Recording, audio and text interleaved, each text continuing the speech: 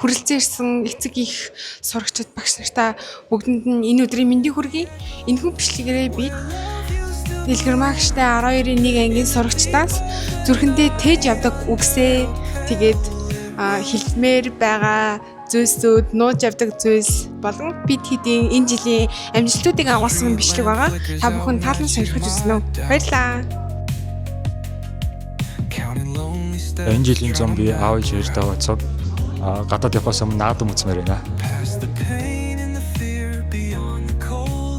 За миний аав ээжтэй өнгөрүүлсэн хамгийн гоё дурсамж бол манайх очир зэдэг байхад агаа дээрээ өглөө болгон 6 цагт амир тийм янз бүрийн дуу тавьж ирээд өгсөн.